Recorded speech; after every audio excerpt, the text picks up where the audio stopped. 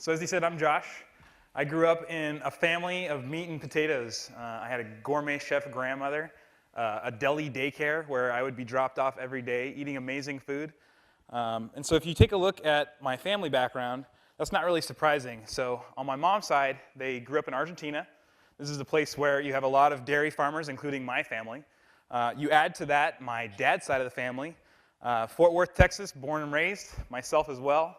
This is a place where you literally still have cattle drives to the middle of town. So you put those two together, and what do you get?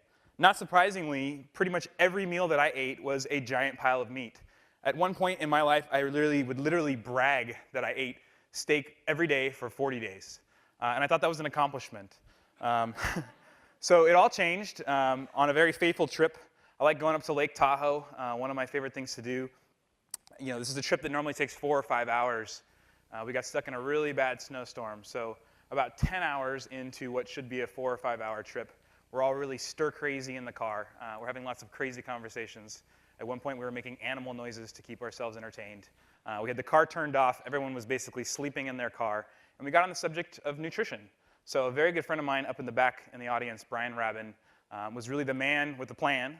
He started talking about a plant-based diet, and you had a car full of extremely skeptical people. Myself included. We had 4 other people in the car besides Brian. We were peppering him with questions, saying there's no way this is possible. There's no way you can be healthy. Coming from my perspective, all I really knew, I had learned a lot about cooking from my grandmother, and I really enjoyed cooking. I enjoyed cooking for my friends. But the foundation of everything that I would cook was really meat. And so I may make a side dish, but it's a side dish. It's a second thought.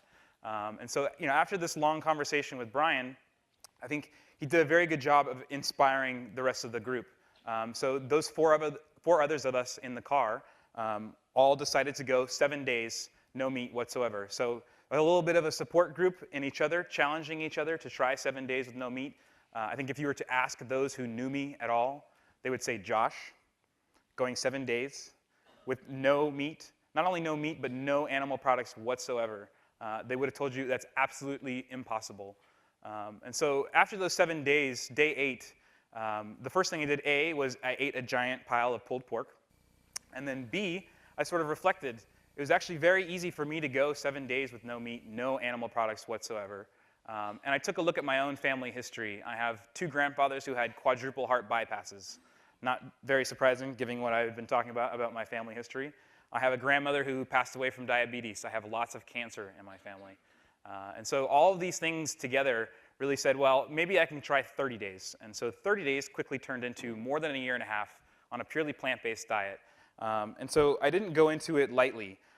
When I took a look at my own situation, I spent 10 or 12 years really building my body. I really enjoy physical fitness. I really enjoy bodybuilding.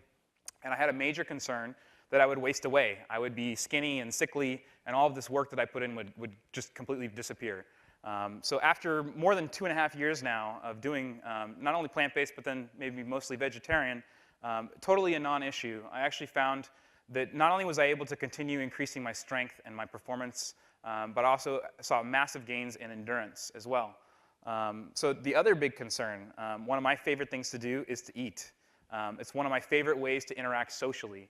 And so I was concerned that this is going to be a very difficult thing for me to do if it's going to be a battle, day in, day out, resisting things. So for me, it was much less about what I was giving up and much more about what I was actually coming to learn. So rather than feeling like I was missing out on foods, I really felt that I was opening my mind to so many different things that I would have never put on my plate had I been focused still on that giant pile of meat. The results, unfortunately, I didn't get younger or taller as a result of this experiment. I did precipitously drop my cholesterol. This is a level that maybe some people wouldn't say was extremely dangerous, but a pretty high level of cholesterol. That cholesterol drop happened extremely quickly, as did the weight drop. I didn't think I had 35 pounds to lose, but I lost 35 pounds. I dropped my cholesterol precipitously, noticed massive improvements in my performance, my ability to function at my work and in my job, so mental improvements as well as physical improvements. And so I think this all really started with my friend Brian and a lot of the literature that I read and my own family history inspiring me to take about 30 days to make this change.